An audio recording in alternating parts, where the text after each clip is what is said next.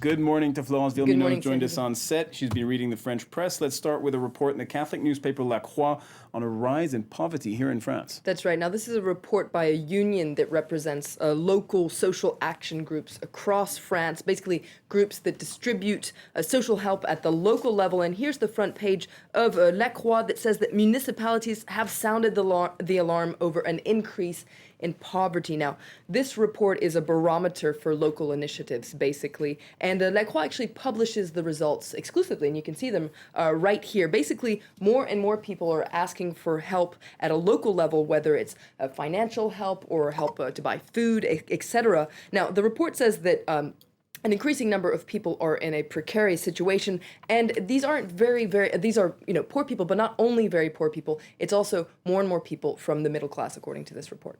And the French press is also dissecting the French budget. Yesterday, the Prime Minister Jean-Marc announced an unprecedented savings drive, which will see 15 billion euros worth of cuts included in next year's budget. That's right. All this to tackle, of course, the country's deficit, which is going to be higher than originally forecast. Le Figaro takes a look at another announcement yesterday, and that's that the government is going to increase taxes by 3 billion euros. Now, this goes against a promise that the government had made. The government had said that 2014 would be a fiscal pause, basically a timeout on taxes. And Le Figaro says, well, actually, this fiscal pause won't take place unless you're a business, and that's on the front page of Le Monde today, which points out that, well, businesses get to have this pause on taxes, while households, well, they're going to bear the brunt of this tax increase. Now, a lot of papers are looking at the fact that households are really going to be targeted here, and the government says that it wants to spare businesses to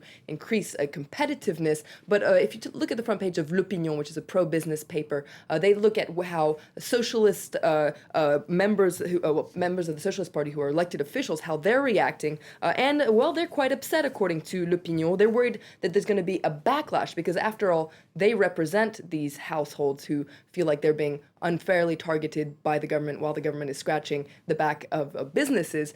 So L'Opinion says there could be some sort of a reaction and a backlash in next year's municipal election.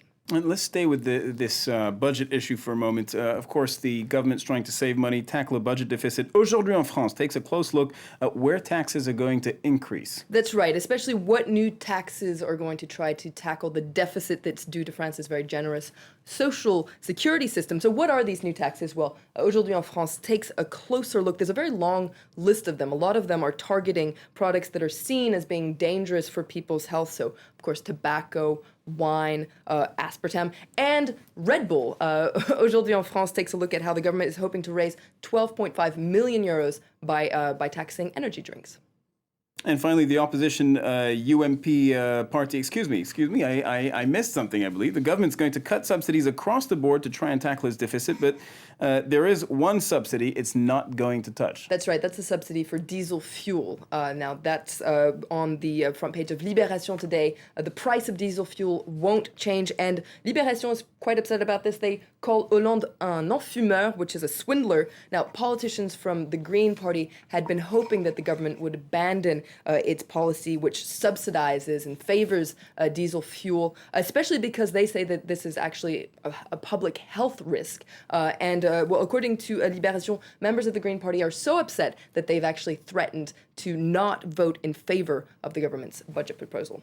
And finally, I jumped the gun just a second ago, but the opposition UMP party is once again in the spotlight for its finances. Is this which one is this? Is this the Jérôme Cahuzac affair or another one? No, this is the Sarkoton. This is what we were hearing about over the summer. The UMP party held this fundraiser to raise money. They called it the Sarkoton, because of Nicolas Sarkozy, and it was a success. They managed to raise 11 million euros, and Nicolas Sarkozy, well, he sent a thank you note to all the people who had donated. There were 100,000 donors. Did he sign all of them personally? Well, I'm not quite sure I can say that for sure, but he did send them a letter. And, well, the cost of paper and stamps, well, it ended up being quite costly. It was 15 euros. So the UMP says we held this campaign to raise money. Now we have to spend money to thank people. So they're quite upset about this. They say it's not up to the UMP to pay. It's up to Nicolas Sarkozy. And they hope that his fan club, which is known as the Friends of Nicolas Sarkozy, will end up paying for this, well, very costly thank you operation. Still, 11 million euros minus 15,000. It's still a net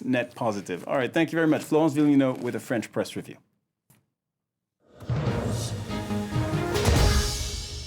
And stay tuned to France 24. We're back in just a few moments. We'll bring you all the details on the Syria crisis, and we'll be crossing live to the Philippines, where Muslim rebels are still holding over 100 people hostage in the south of the country. That's coming up in just a moment.